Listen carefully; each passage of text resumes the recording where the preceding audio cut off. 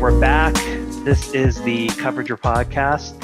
We're going to take a little bit different tack today and discuss something that I think is vitally missing in the business world, but for those that listen to the Coverage Your Podcast in our specific realm in insurance, finance, banking, insurtech, investments and technology and all of that. Trust. I've brought it up before, and if you follow me on social media, you know that I spend a little bit of time talking about it. But what better way to talk about it than bring someone who does it every single day, kind of lives it and preaches it, and has a unique perspective that I think can help professionals and corporations think about it in a particularly different way that can actually help in business, in sales, and in other areas. Alon Zaibert, welcome to the Coverage Your Podcast. Thank you very much, Nick. Happy to be here. Thanks. I love the little tagline underneath your name in LinkedIn, Master of Emotional Relevance. And you even got that trademarked, which is beautiful. Isn't that amazing that I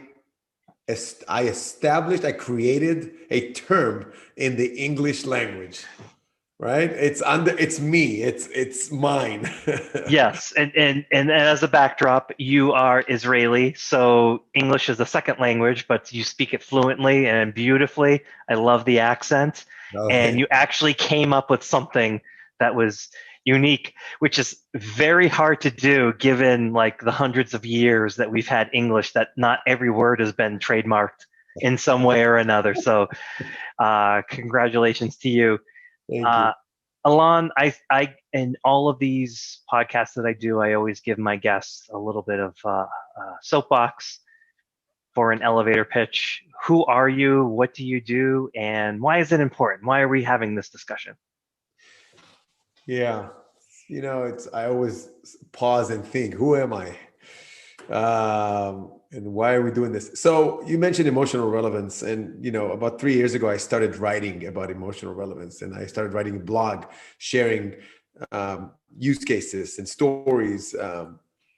But it all came from people who got to know me in the corporate world and friends, and have seen me interact with other people, right? And along the years, people who have seen me work and interact with other people would say, how did you do that? Or how did you get away, with that?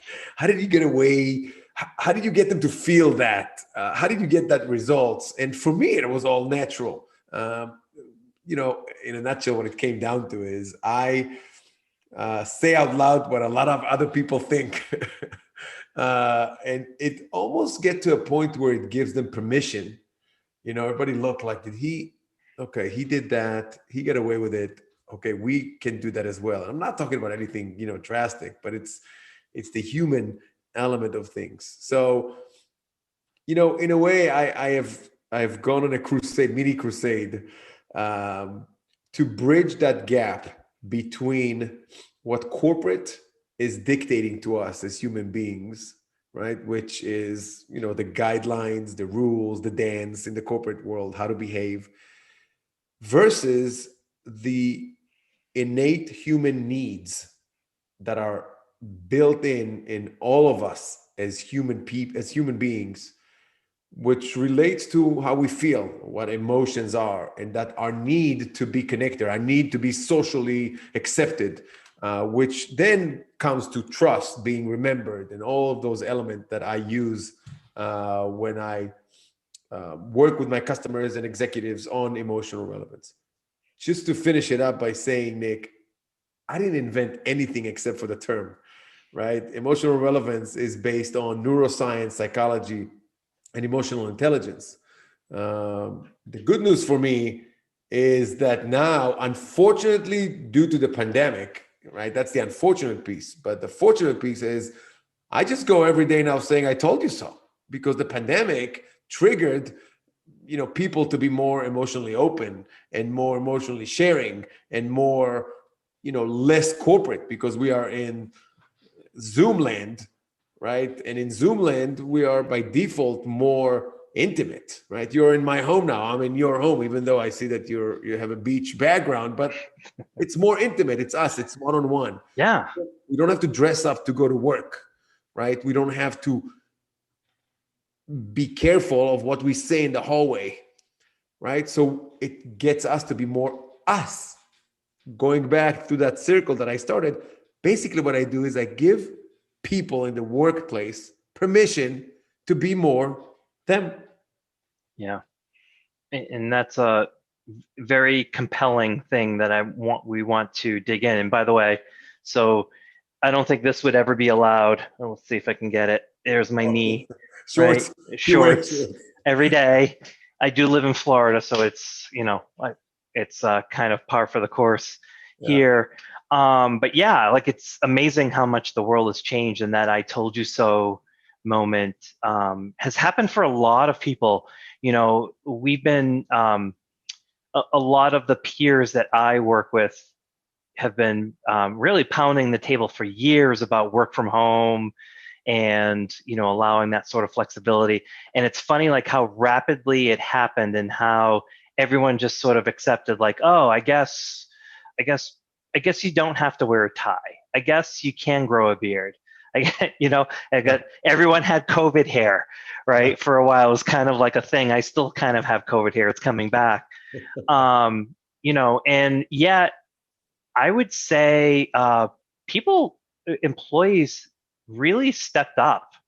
And this is something that I had seen long ago when my first taste of working from home.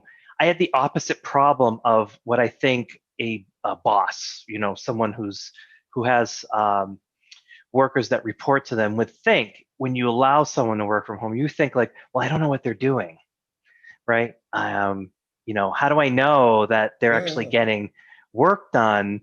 And I had the opposite problem where I was working too much. Yeah. And I think everyone else is starting to realize that as well, is that truly you have the opposite problem.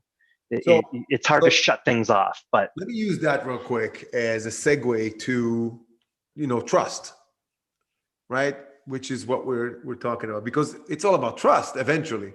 Do I trust my colleague or my employee to work enough hours to produce enough without me looking at them, right? It's silly, right? Like in reality, that someone who's leading a team would have to like literally be watching them. Yeah, but it's silly. You look at historically how how the whole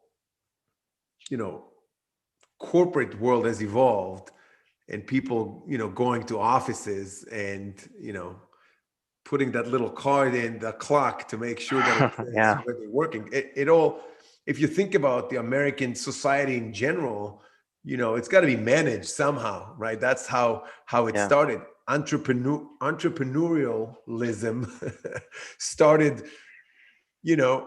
I remember when I went to school first time ever for entrepreneurship class. That was late 1990s, the late 90s. This is when entrepreneurship kind of terminology, started to be blend in. And now, working from anywhere because of the technology, because of online world and everything else is being more accessible. So I think trust takes a little different angle as well. It's very interesting, Nick. I did a survey about a year and a half ago with some organizations that I've worked with, and some of it is around trust. Just to recap, people ask me emotional relevance. What's the purpose of it?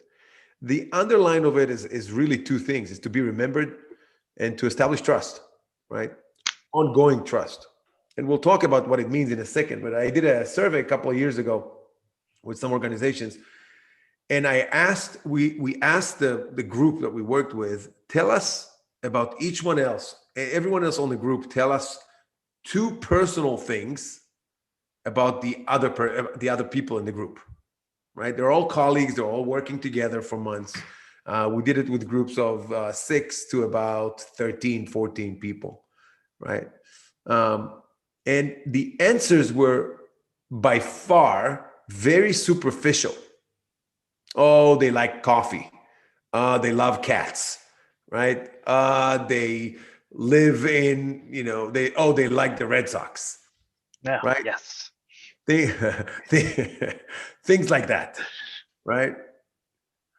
But recently, I've done the survey again with groups that I've worked with, and the answers have changed, right?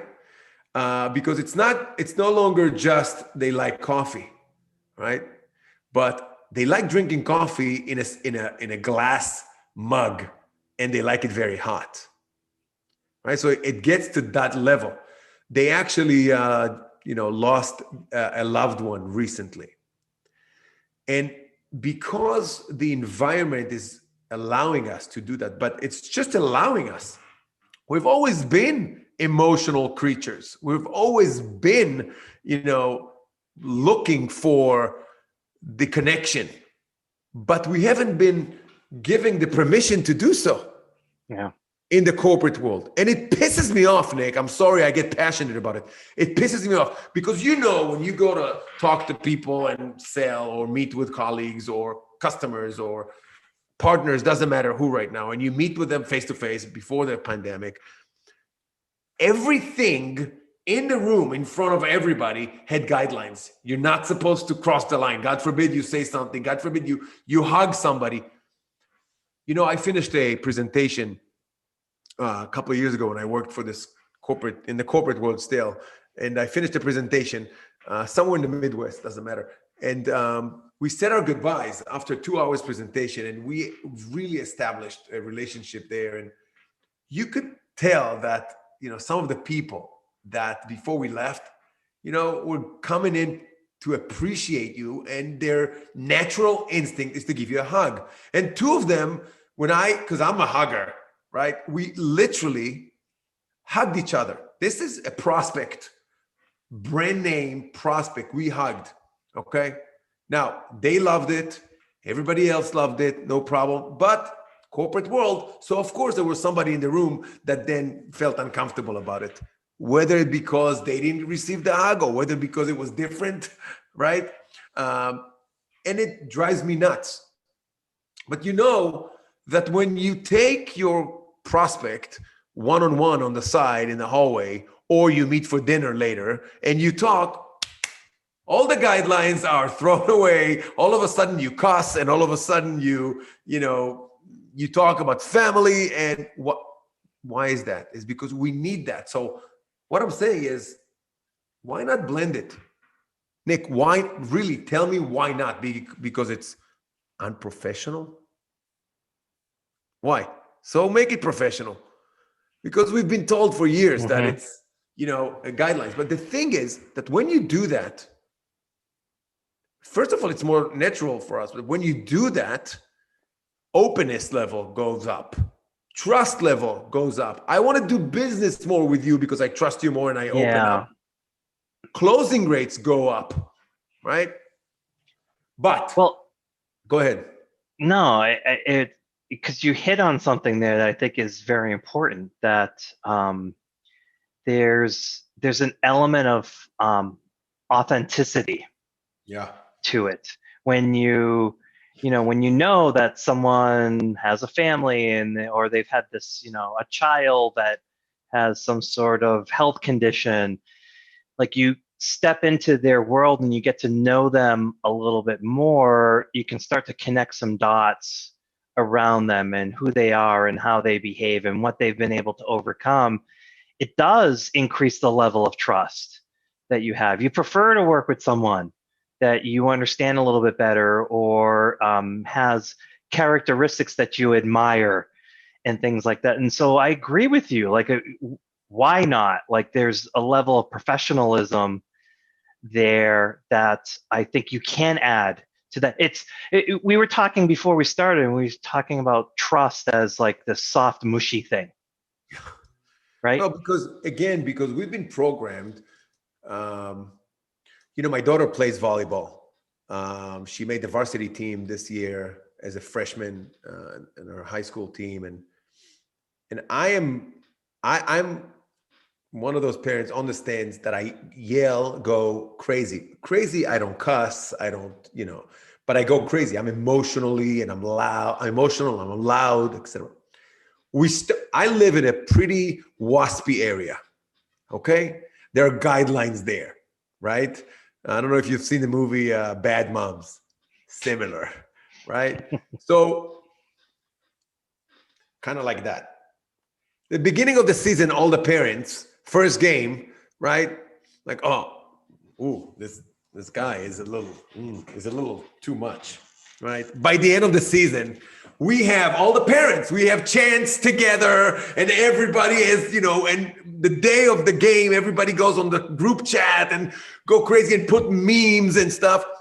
All I did I given them permission to be them. We're still professional about it, right? And we talk sometimes to other parents at the other teams, right? When they come, first few minutes, they hear us, we're loud, and they're like, but then you talk to them and like, we would love to be part of that, right? Same thing. So let's do a little exercise that and by the way, just for the record, I don't, go to my customers and say, oh, at the end of the meeting, go hug them. Jump on them and hug them, right? That will give you trust. No. You just be authentic. Let's you are, and let's do a little exercise. Sure. You and I have known each other for a couple of months, not too much. Okay. A few months, a little longer than that. A few months, but we don't really know each other well, Nick. Right. We don't. I mean, I think you like me for what you've seen. I like you for what I've seen, but really, altogether, we have a few hours of communication. 1 to 10, level of trust that you and I have right now, instinctively, if I come now to talk to you about work-related stuff, because that's where we're trying to kind of relate to that. Work-related stuff, 1 to 10, I'm trying to sell you something, or I want to offer you something, or you want to offer me. 1 to 10, where would you say our trust is? Roughly 5, 6, maybe 4? I would say 6 because I do know you a little bit. So I'm at least going to hear. I'm going to listen to it to see if it rings true. Whereas the same message given from someone I don't know, I shut down. Yep. Immediately. Okay. Awesome. So let's pause for 1 second, right? Put it at 6. And let's talk about establishing trust. And then we'll move to ongoing trust because there's a big difference. And first of all, what is trust in the world of corporate and world of business? It basically comes down to, do I believe you that what you say is real? Do I believe that you'll bring benefit to me in our work relationship? Do I feel, right, that I don't need to, that I can be as authentic as possible and that you are being authentic? Now, how do you get there? Obviously, there are a few ways. One is your own reputation. If you look online and you see that I have been doing this and that, other people say that about me, right? That automatically gives me some credibility, which establishes a level of trust. But not until you actually experience, and in emotional relevance methodology, I talk about emotionally experience, right? Me and what I do for you, only then when I call trust is being established. You wanted to say something? No, I want to dig into that.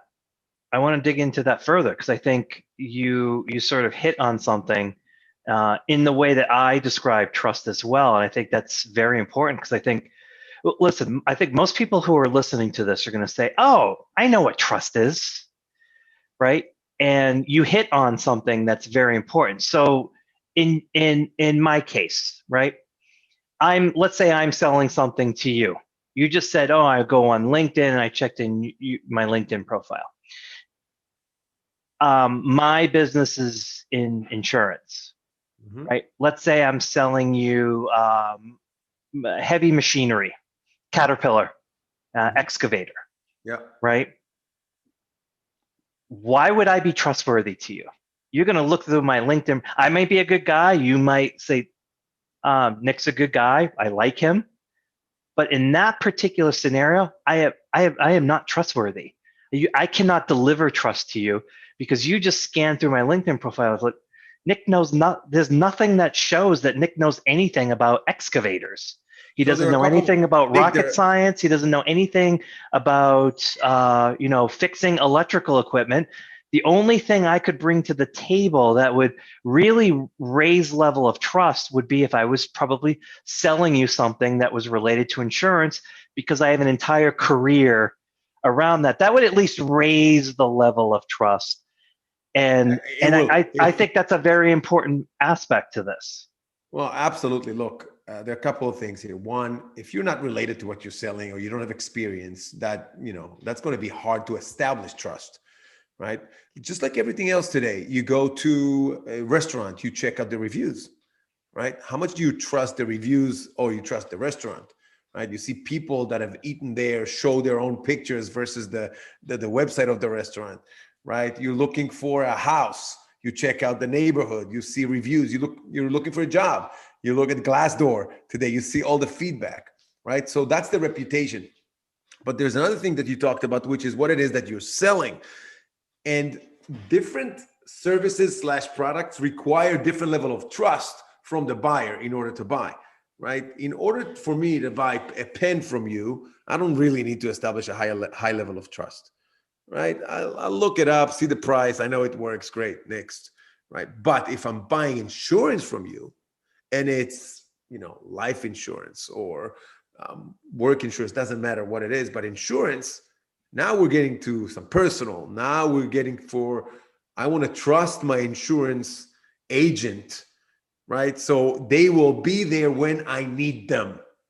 Now we're getting to the emotional piece. And this is why, as a side note, most of my customers, they sell their businesses, service and product, and it's a longer sales cycle, sophisticated relationship that requires high level of trust, right? This is where I bring the most value. So there is, again, establishing trust, and then there's the ongoing. So obviously, if you're selling me a Caterpillar and I'm going to look you up, immediately I'm going to throw you aside and say, I'm not trustworthy. not Like, why would you Yeah. trust? Why would you trust me to say, oh, this is the best Caterpillar? I'll use my Donald Trump. This is the best Caterpillar. There's never been a better. Anyways, that's important, right? So because for most of the audience that's listening, I think the vast majority of transactions that do occur for members of my audience here are long sales cycles. So this could be, a insure tech company that's coming in looking to form a relationship with, let's say, a large European reinsurer, and it could take 2 to 3 years for them to finally ink the contract and go through. And so they're the European reinsurer can't look at the company's website and see, oh, they sell Caterpillars. That's odd, right? They're coming to us to form a insurance relationship, but their website has Caterpillars. So you're right. Like there's that first impression element to it, and then there's like you need to maintain that. I would even push back and say beyond maintain it. Like it is your responsibility to keep feeding it so that it grows and matures beyond just maintain. Instead of keeping it parallel, you have to grow it. Yeah. So let me talk about that real quick. First of all, today we have multiple channels of communication, right? Phone, Zoom, email, LinkedIn, Messenger. So when we establish a relationship, one of the first things I work with people is to make every channel of communication, right, impactful, and make it a two-way channel of communication. Establish channels of communication early in the relationship that are two-way channel of communication. Now, how do you do that? You establish something relevant in there, Those are those emotional anchors that I'm referring to. Let's go back to our little scenario and show you an example. We were at 6 and we are just now starting our relationship. Let's say we're talking about you're selling me now insurance because that's what you're selling, and or vice versa. Let's say I'm selling you now some consulting about emotional relevance, relationship, etc. for your customers. You are seeking some guidance and you're not sure, etc. And I know last time we talked, you went on vacation. I think you went to North Carolina, right? Hmm. Who did you go with? Family, Do you wife, mind? kids, How many kids? 2, Do you mind if I ask how old? 4 and 2. 4 and 2. Hmm. Did you go hiking or Yes, every day. with the 4 and 2? The 2-year-old was on my back. The 4-year-old was a problem. Yeah, I burned a lot of calories. Boy, girl? Boy, boy. They're both boys. Their names? Harrison and Ollie. Give me just very quickly one example of a problem which one of them is the 4-year-old? Harrison. Harrison's the 4-year-old. Example of a problem. One day you woke up and you're in North Carolina, beautiful views, probably great time of the year, right? Yes, beautiful. And you pack your bags and you go on a hike. What happens with Harrison?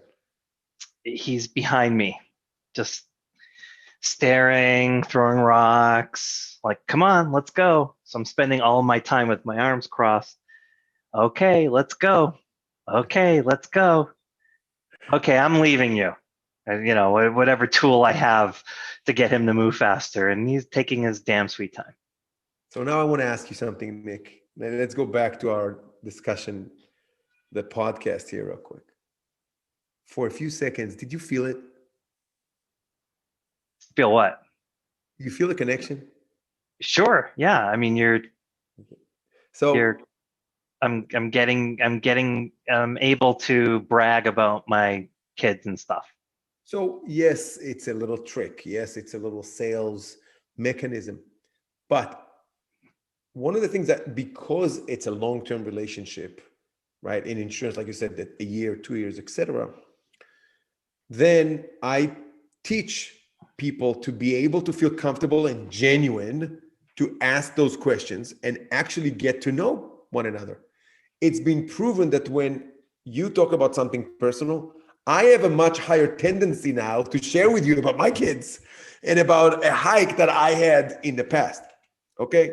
So now, point number 1, I can guarantee you that if I ask you right now, a second after you told me the story, shared with us, thank you very much, story about Harrison, that 6 is now probably touching an 8. I'll say 7. 7. I'll take 7. I'll take 7. 22 seconds, one personal question, and it's at 7, right? So this is one example of little thing, establishing a little trust and what I call emotional anchor. Now, let's go back to the channels of communication. We talked and I told you what I do. You showed some interest. Then let's say it's a Thursday. Tuesday, I'm telling you, I'm going to get back to you Tuesday, let you think about it for a few days. And let's say that I happen to go on a hike during that weekend, or maybe not, doesn't matter. But I'm thinking, and when you said a minute ago that you need to be aware of it and feed that, this is your responsibility to proactively now be thinking about you, Nick, your hike, your needs, Harrison. So I'm thinking, and all of a sudden I'm driving and I see a poster with the word Harrison or something. Now that reminds me of your kid. Guess what? On the email that I'm sending you Tuesday, I'm sending you a picture of that poster, Harrison. What I did there is I triggered that emotional anchor again, right? And I shared with you how much I care. By the way, it happens to me all the time because I'm aware. Today, I have a friend in Dallas. She's amazing. Carrie. never mind, she does coaching and consulting, and she's amazing. But her son is crazier. She has a little boy, Nicholas. He's crazy about fans, ceiling fans. Crazy. She actually wrote a children's book about fans. They opened a new store today down my neighborhood. I drove my son earlier to football practice, and I saw the store and I said, "Oh my God, thank God it's red light because I got to take a picture." And I took a picture. Can you see this? Yes, Fan City, Dan's Fan City. Now I'm going to send it to her. She's a friend, right? We sometimes consult one another, etc. But it's the same mechanism. I'm going to send it to her. What is she going to feel when I send it to her? Yeah, right? Definitely. Yeah. When I said earlier, emotional relevance is about being remembered and establishing trust. Yeah. Being remembered. I want to share a story because your story reminds me. I guess I had been doing something like that for a long time and not even realizing I had been doing it. So in my business, we were dealing with a broker who was, a broker. Is kind of very transactional. She was, I guess, it on the surface she seemed hardened, right? But she's a broker. She's like, move quickly and get me my price and all of this other stuff. And I called her because to apologize for not fulfilling what it is that we were going to do and try to explain ourselves. And I got to know her a little bit, like you said, just like a few seconds. And it was a Friday afternoon, and she was telling me about her chickens. And I said, chickens? Okay. And so I remembered it. And I got to like maybe 3-4 weeks later, I just happened to remember chickens. And I sent her a little note and I said, hey, can you send me a picture of your chickens? Yeah. Right? Her girls, she called them. So she sent me a picture of the chickens. And now we have a running conversation about her chickens. And guess what? Is she still hard? Yeah, she's a broker. She's got customers she needs to satisfy, and she has high expectations of us. But does she reflect that hardened, emotions towards us? No, she's much more accommodating. She's much more understanding when we do kind of fall down. We will apologize, but she's much more understanding about it. The dynamics of the relationship have changed because of chickens. Well, that's exactly. First of all, you stumbled upon it and you just realize now what you've done. Yeah. I take that mechanism and I teach people not only to do it, but maintain it and continue with it. So you are happy with it. You established an emotional anchor.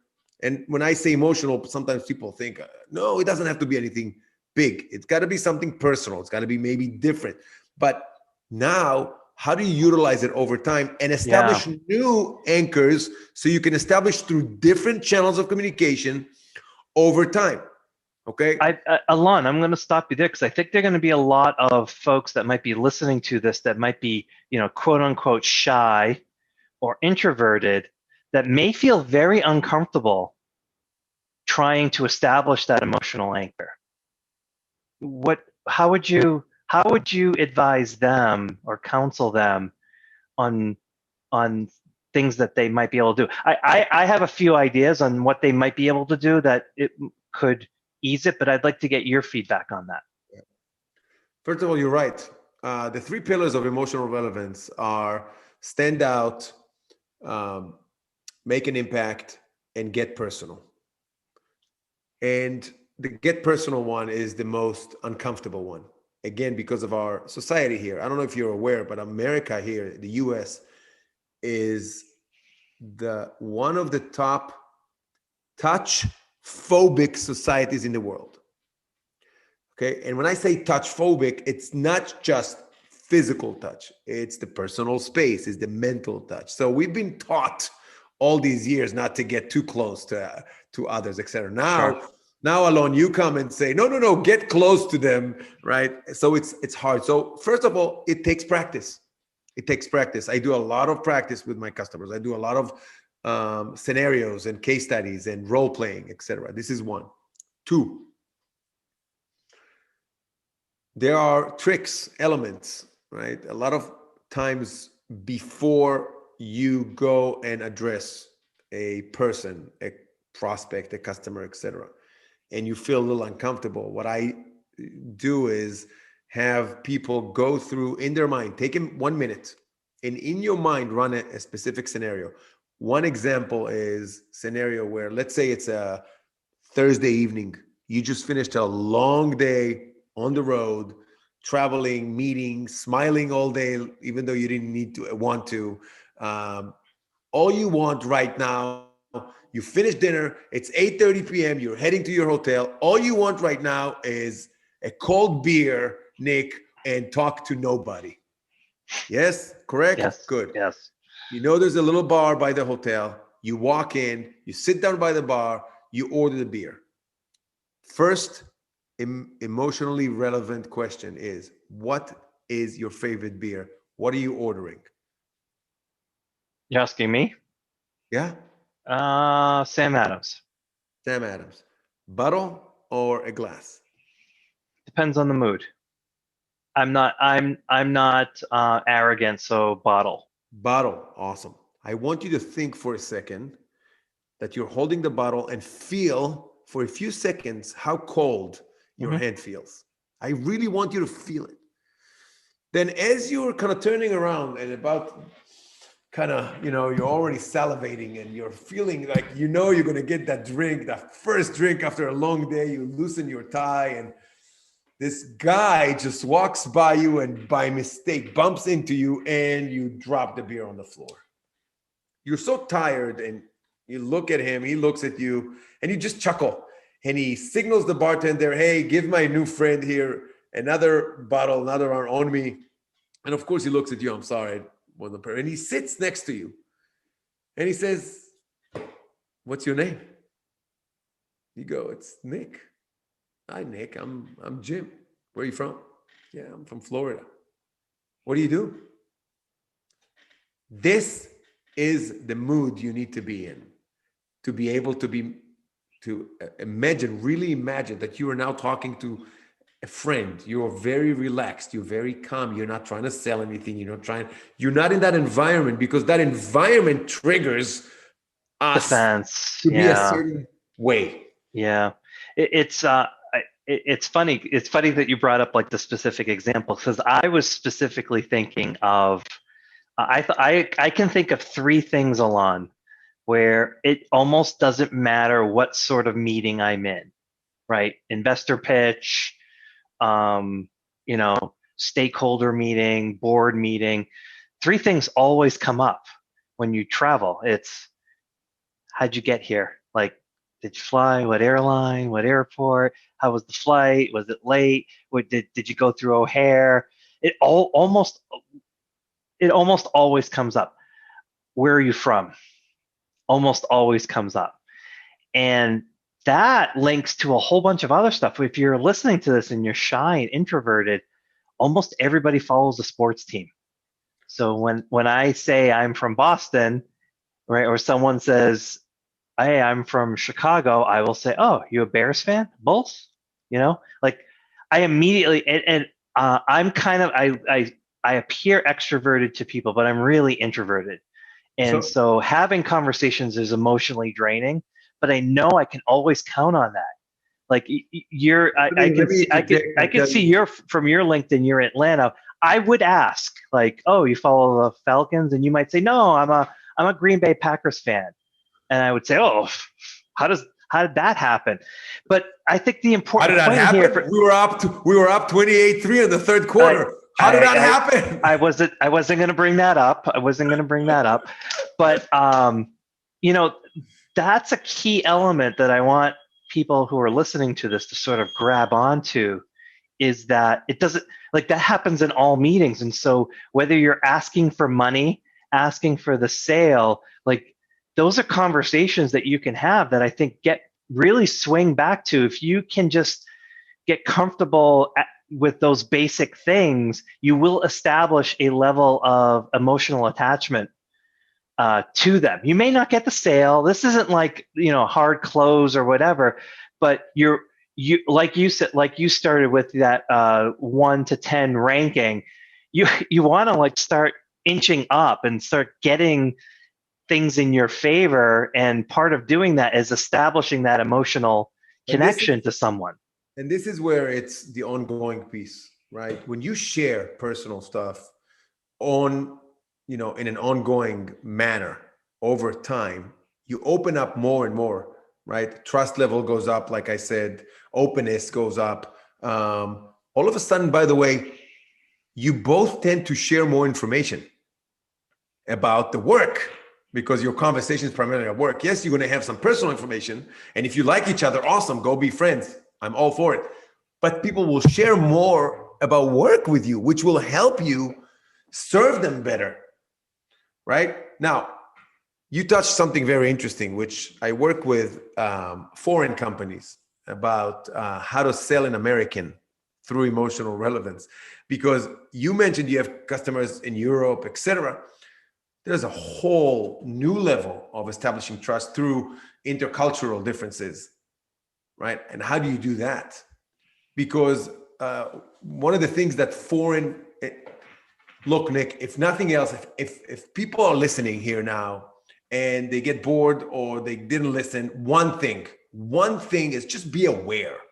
As I mentioned earlier, and you said it yourself, it's there. They ask you where you're from, and don't just take those answers and do nothing with them, right? Save those answers, get to know the people, take down notes because it will come up later, and you're building all this information, right? Let me ask you, do you have a technique to save information aside from like someone taking notes? Like CRM. do you store that away? CRM. If you want to scale and you have multiple customers, CRM. Yes, I take notes on the CRM.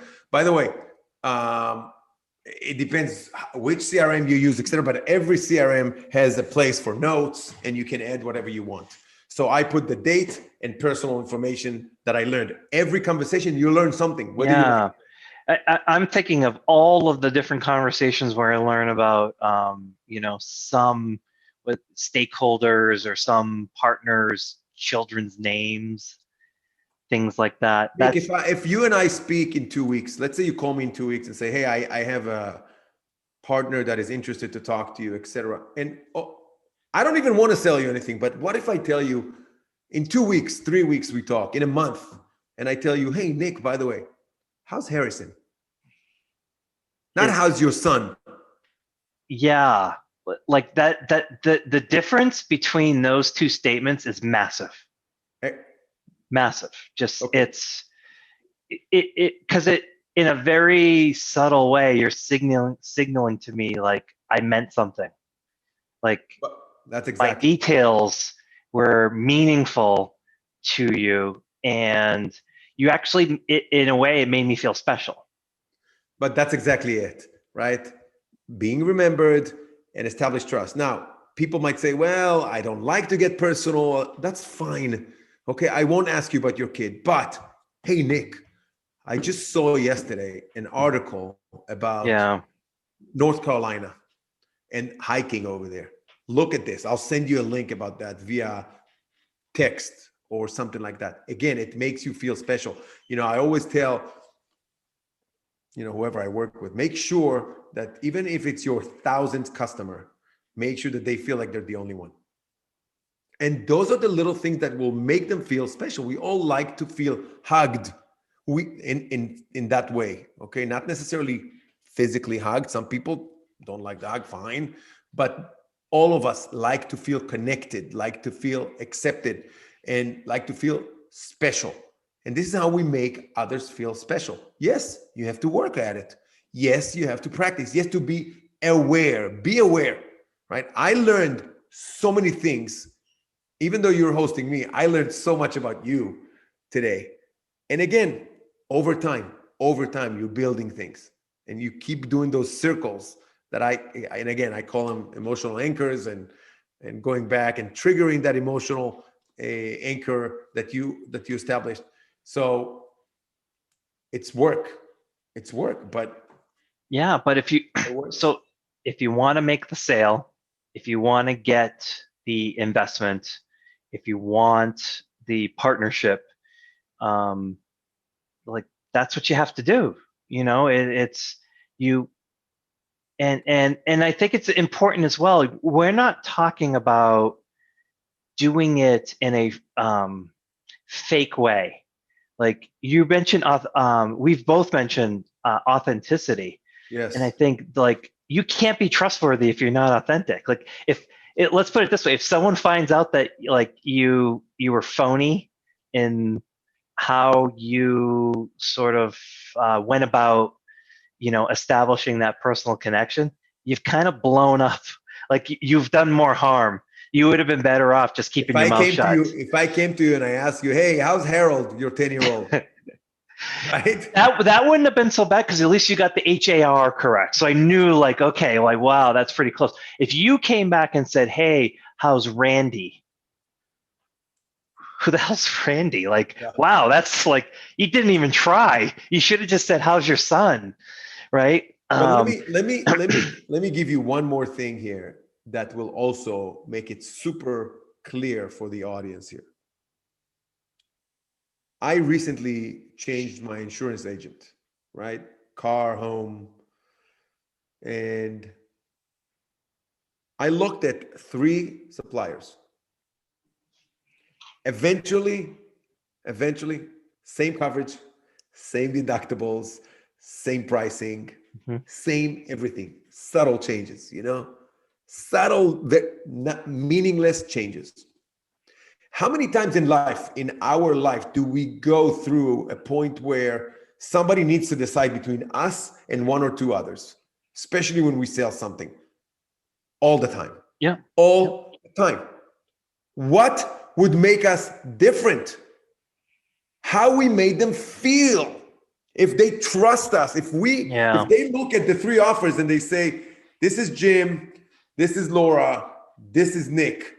Same pricing, same, hey, but Nick is the guy that he shared with us the story about Harrison and the hiking. Oh yeah, that guy, that's right. That's the difference. Can you repeat the 3 pillars? It was stand out, make an impact, and get personal. And it's always a combination. It's not just one of them. I can't help but think like, I'm hoping that people who are listening to this stayed and held on throughout the whole thing, because I think there are nuggets of information here that are extremely valuable. And I think it's not physics. Like you can't put an equation to it. It's like what you said, you have to kind of roll up your sleeves, requires elbow grease. You have to put the effort in, but it is a dynamic difference if you can execute on that, if you can make those emotional connections, right? In the way that we've been describing here. This isn't like I'm going to increase my profits, my revenue by 20%. This is magnitudes. This is 2x, 3x, 10x, because it's so different. But you have to put the effort in to be able to do that. And I'm hoping people hung on to it, because this is useful if you're a broker selling to a customer, a broker trying to get an underwriter to accept a policy, someone selling to an investor, trying to get an investor to invest in their company, going up, working with a European reinsurer or Bermudian banker, right, to fund something or back something for you. You can't just put up a nice website, right? Like, Nick, I say it's an unfair advantage. I'll tell you why. You know how sometimes you meet somebody, you don't remember the name, you know them from somewhere, you met them 10 years ago. Again, you can't remember that. You go to a conference and you bump into somebody, or you see somebody from across the hallway, and you met them before. You don't remember the names, where they work, but you remember the vibe. Do you remember the vibe? Now, if it was a negative vibe, you may not remember why, but you remember they pissed you off. They got you frustrated, right? That emotional gut instinct is telling you this was a negative vibe with that person. That's it. You would have to really climb hard. They will have to really work hard now to get you back. The unfair advantage is what I do. I teach you to be able to control that, make that a positive one and an ongoing basis. Okay, so we're going to end there. The 3 pillars: stand out. I'm always talking about that. Make an impact, but get personal. A lot of this conversation was about getting personal and how you can do that. So lots of nuggets of really solid information. Alon, I will have your connection in the show notes. So anyone that's listening, go to the show notes. That will be how you can get connected with Alon. We'll put a couple of other nice links in there as well.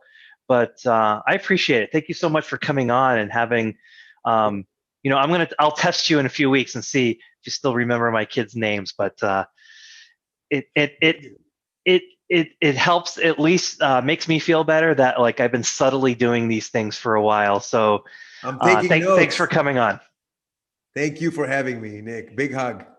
Big hug. We're huggers. Big hug. For everyone that's listening, thank you for tuning in. Like us wherever you follow us, whether it's on YouTube or iTunes or Google Play or Spotify, whatever. But please be safe. The world is locking down again, so it's not that big a deal. Just put a mask on, wash your hands, be respectful of one another.